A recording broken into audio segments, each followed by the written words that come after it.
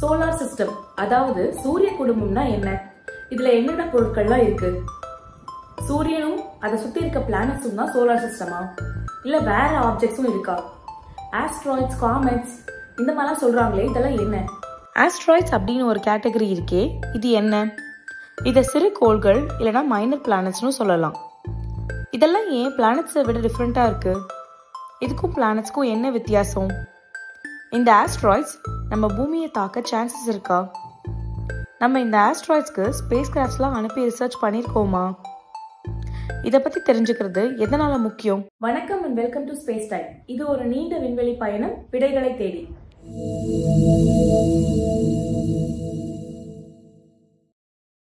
Solar சிஸ்டம்ல asteroids அப்படின்னு ஒரு கேட்டகரி இருக்கு. இதை சிறு கோள்கள் இல்லைனா மைனர் பிளானட்ஸ்னு சொல்லலாம். மோஸ்ட்லி மார்ஸ் அண்ட் ஜூபிட்டருக்கு நடுவில் இருக்க ஏரியாவில் ஒரு பெல்ட் மாதிரி ஃபார்ம் ஆயிருக்கு இந்த ஆஸ்ட்ராய்ட்ஸ். இந்த இடத்த தான் நம்ம ஆஸ்ட்ராய்ட் பெல்ட்னு சொல்கிறோம். ஸோ நம்ம பிளானட் ஃபார்ம் ஆன புதுசில் மிச்சமான பொருட்கள்லாம் இருக்கும்ல, அது இந்த இடத்துல தான் வந்து ட்ராப் ஆயிருக்கு. ஸோ இந்த கற்கள்லாம் வந்து முன்னாடி பிளானட்டாக உருவாக்க வேண்டியது, பட் இந்த மிச்சமான ஆப்ஜெக்ட்ஸ் தான் நம்ம ஆஸ்ட்ராய்ட்ஸ்னு சொல்கிறோம். சயின்ஸ் ஃபிக்ஷன் மூவிஸ்லலாம் ஆஸ்ட்ராய்ட்ஸ்னால் ஏதோ பக்கத்தில் நிறைய கற்கள் இருக்க மாதிரி காமிப்பாங்க. ஆனால் அது கரெக்டே கிடையாது. ஏன்னா ஆஸ்ட்ராய்ட்ஸ்க்கு நடுவில் பார்த்தா 1 கிலோமீட்டர்லேருந்து மில்லியன்ஸ் ஆஃப் கிலோமீட்டர்ஸ் அளவுக்கு டிஸ்டன்சஸ் இருக்கு. ஸோ இதெல்லாம் ரொம்ப கிட்ட நெருக்கமாலாம் இல்லை, தூரமாக தான் இருக்கு. 1700s அதாவது 18ஆம் நூற்றாண்டுல மார்ஸை தாண்டி, அதாவது மார்ஸுக்கும் ஜூபிட்டருக்கும் நடுவில் ஏதோ ஒரு கிரகம் இருக்கலாம் அப்படின்னு தேட ஆரம்பிச்சாங்க. 1801ல தான் அங்க ஒரு பிளானட்னு நினைச்சு ஒரு ஆப்ஜெக்டை கண்டுபிடிச்சாங்க. அதுக்கு பேரு செரஸ். பட் லேட்டரா இதே மாதிரி கான்ஃபிகரேஷன்ல இருக்க மாதிரி இன்னும் நிறைய ஆப்ஜெக்ட்ஸை கண்டுபிடிச்சதுக்கு அப்புறம் தான் இது ஒரு பிளானட் கிடையாது, அதை விட சிறியதா இருக்கு அப்படின்றது தெரிய வந்தது. அதனால இது எல்லாத்தையும் டுவார்ஃப் பிளானட்ஸ் அப்படின்னு ஒரு நியூ கேட்டகரியை வச்சு பிரிச்சாங்க. இதே மாதிரி சிமிலரான ஒரு டிஸ்கவரி 1930லும் நடந்தது. அதுதான் நம்ம பிளானட் ப்ளூட்டோ. ப்ளூட்டோவை ஒரு பிளானட்னு நினைச்சு கண்டுபிடிச்சாங்க. பட் லேட்டரா தான் ப்ளூட்டோவை தாண்டி இதே மாதிரி நிறைய ஆப்ஜெக்ட்ஸ் இருக்கு அப்படிங்கிறது தெரிய வந்தது. இதே மாதிரி நான் ஏன் சொல்றேன்னா, ப்ளூட்டோ மட்டும் டிஃப்ரெண்டா பிஹேவ் பண்ணும் மற்ற பிளானட்ஸை கம்பேர் பண்ணும்போது. அது வேற ஒரு பிளேன்ல சுத்திட்டு இருக்கும். நம்ம எல்லாரும் ஒரு பிளேன்ல சுத்தி வரோம்னா, ப்ளூட்டோ மட்டும் வேற ஒரு பிளேன்ல மோர் எலிப்டிக்கலா ரொம்ப பெரிய நீள்வட்ட பாதையில சுத்தி வரும். ஸோ இந்த மாதிரியான ஆப்ஜெக்ட்ஸ் நிறைய அப்புறமா கண்டுபிடிச்சதுக்கு அப்புறம் தான் நமக்கு தெரிஞ்சது இதெல்லாம் பிளானட்டுங்கிற கேட்டகரியில வர முடியாது அப்படின்னு. 1890ஸ்ல நம்ம 300க்கும் மேற்பட்ட ஆஸ்ட்ராய்ட்ஸை கண்டுபிடிச்சிட்டோம். இந்த ஆஸ்ட்ராய்ட் பெல்ட்ல இருக்கிற ஆஸ்ட்ராய்ட்ஸ் எல்லாம் 3லேருந்து 6 வருஷம் எடுத்துக்குது சூரியனை சுத்தி வரதுக்கு. இதை நம்ம ஆர்பிட்டால் பீரியட்னு சொல்லுவோம்.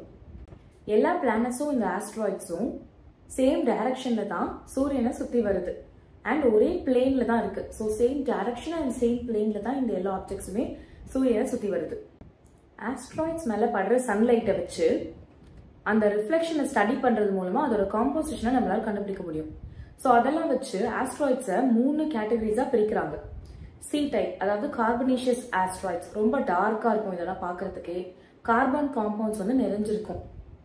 எஸ் டைப் ஆஸ்ட்ராய்ட்ஸ்னா சிலிகேட்ஸ், அதாவது ராக்கி சப்ஸ்டன்சஸ் மாதிரி இதுல அதிகமா இருக்கும். லாஸ்ட் டைப் எம் டைப்னு சொல்றாங்க. எம் டைப்னா மெட்டல் ரிச் ஆஸ்ட்ராய்ட்ஸ். இதோட எண்ணிக்கை வந்து குறைவு தான், இருந்தாலுமே நிறைய ஆஸ்ட்ராய்ட்ஸ் இருக்கு அந்த மாதிரி. ஸோ இந்த ஆஸ்ட்ராய்ட்ஸ்லாம் எந்த அளவுக்கு மெட்டல் ரிச்னு பார்த்தோம்னா, 1 கிலோமீட்டர் இந்த ஆஸ்ட்ராய்டை நம்ம பூமிக்கு கொண்டு வந்தா இங்க என்டையர் பூமிக்கே அயன் சப்ளை பண்ண முடியும். அந்த அளவுக்கு அங்க மெட்டல்ஸ் வந்து அதிகமா இருக்கு. சைக் அப்படிங்கிற ஒரு நாசா மிஷன்ல வந்து எம் டைப் ஆஸ்ட்ராய்ட், அதாவது இந்த மெட்டல் ரிச் ஆஸ்ட்ராய்டுன்னு சொல்லுவாங்க, அந்த ஆஸ்ட்ராய்டுக்கு முதலா அனுப்பின ஒரு மிஷன் தான் சைக்கி. இது 2023ல அனுப்பிச்சாங்க. ஸ்பேஸ் எக்ஸோட ஃபால்கன் ஹெவி ராக்கெட் சீரீஸ்ல ஃபர்ஸ்ட் லான்ச் இந்த சைக் மிஷனுக்கு தான் நடந்தது. இதுதான் அந்த எம் டைப் ஆஸ்ட்ராய்டான மெட்டல் ஆஸ்ட்ராய்டை போய் ஸ்டடி பண்றதுக்காக அனுப்பிச்ச மிஷன். இதை பத்தி தெரிஞ்சுட்டு நமக்கு என்ன பயன் அப்படின்னு கேட்டா, பூமியில இருக்கிற கோர், அதாவது சென்டர்ல இருக்க ஒரு மெட்டல் கோர் எப்படி உருவாச்சு, இதே மாதிரி இன்டர்னல் பிளானட்ஸான மெர்க்யூரி, வீனஸ், எர்த், மார்ஸ் இதோட சென்டர்ல இருக்க கோர்ஸ் எல்லாம் எப்படி உருவாச்சு அப்படிங்கிறதுக்கான ஒரு விடை கிடைக்க வாய்ப்பு இருக்கு. ஸோ இந்த மெட்டல் ரிச் ஆஸ்ட்ராய்ட்ஸை பத்தி ஸ்டடி பண்றதுனால நம்ம பிளானட்ஸ்லாம் உருவாகும் போது எப்படிப்பட்ட ஒரு சூழ்நிலை இருந்திருக்கும், அப்ப அந்த பிளானட்ஸ்ல வந்து நிறைய மாற்றங்கள் நடந்திருக்கு. ஆனா இந்த ஆஸ்ட்ராய்ட்ஸ்ல எல்லாம் வந்து அந்த அளவுக்கு மாற்றங்கள், அதாவது அடியிலிருந்து வர ஹீட்னால ஒரு வால்கானிக் எரப்ஷனோ இல்ல வேற மாதிரியான இன்டர்னல் ஹீட் சோர்ஸ்லாம் இல்லாததுனால பெருசா மாற்றங்கள் நடக்காத ஒரு பொருட்களா இருக்கு இந்த ஆஸ்ட்ராய்ட்ஸ்லாம். இதை ஸ்டடி பண்றது மூலமா சோலார் சிஸ்டமே எப்படி ஃபார்ம் ஆச்சு, இதுல இருக்க பிளானட்ஸ்லாம் எப்படி ஃபார்ம் ஆயிருக்கும், இதை பத்தி எல்லாம் நம்ம தெரிஞ்சுக்க முடியும். ஆஸ்ட்ராய்ட்ஸோ இல்ல விண்வெளியில இருந்து வர வேற பொருட்களோ பூமியை நோக்கி, அதாவது சூரியன் பக்கமா வந்தா அதெல்லாம் நியர் எர்த் ஆப்ஜெக்ட்ஸ் சொல்றாங்க. இப்ப இந்த மாதிரி ஆஸ்ட்ராய்ட்ஸால நம்மளுக்கு ஏதாவது ஆபத்து இருக்கா, நியர் ஃபியூச்சர்ல ஏதாவது நம்மள தாக்குமா அப்படின்னு பார்த்தா அதுக்குன்னே சில டிபார்ட்மெண்ட்ஸ் இருக்கு. அவங்க இந்த ரிசர்ச் எல்லாம் பண்ணி நெக்ஸ்ட் 100 இயர்ஸ்க்கு எந்த ஆஸ்ட்ராய்ட்ஸும் நம்ம பூமியை சிக்னிபிகண்டா தாக்குற அளவுக்கு எந்த ஆபத்தும் இல்லை அப்படின்னு சொல்றாங்க. இருந்தாலுமே பிளானட்டரி டிஃபென்ஸுக்காக நமக்கு பூமியை தாக்குற மாதிரி ஒரு விண்கல்லோ ஒரு ஆஸ்ட்ராய்டோ பெரிய லெவல்ல டேமேஜ் பண்ற மாதிரி வந்தா நம்ம என்ன பண்ணுவோம், நம்ம தயாரா இருக்கணும் இல்லையா ஏதாவது பண்றதுக்கு. ஸோ அதுக்காக தான் நாசா டார்ட் மிஷன் அப்படின்னு ஒன்று லான்ச் பண்ணாங்க 2021ல. ஸோ 2022ல இது ஒரு ஆஸ்ட்ராய்டை போய் அடைஞ்சுது. ஸோ இதோட மிஷன் கோல் என்ன அப்படின்னு கேட்டா அந்த ஆஸ்ட்ராய்டோட பாதையை லைட்டா மாத்துறது. ஸோ இது எதுக்காகனா நாளைக்கு நம்மள நோக்கி ஒரு ஆஸ்ட்ராய்டு வந்தா அதோட பாதையை நம்மளால மாற்ற முடியுமா முடியாதா இப்படின்ற ஒரு டெமான்ஸ்ட்ரேஷன் பண்றதுக்காக தான் இந்த மிஷன் நடந்தது. ஸோ சக்சஸ்ஃபுல்லா போய் அந்த ஆஸ்ட்ராய்டை போய் டச் பண்ணி அதுல ஸ்பேஸ் கிராஃப்ட் கிராஷ் ஆயிடுச்சு. இது மூலமா அந்த ஆஸ்ட்ராய்டோட பாதை லைட்டா மாத்திருக்கோம் நம்ம. ஸோ அது சூரியனை தான் சுத்தி வரும், அதோட பாதையை மாத்தி நம்மள நோக்கிலாம் வராது, அது சூரியனையே தான் சுத்தி வரும்.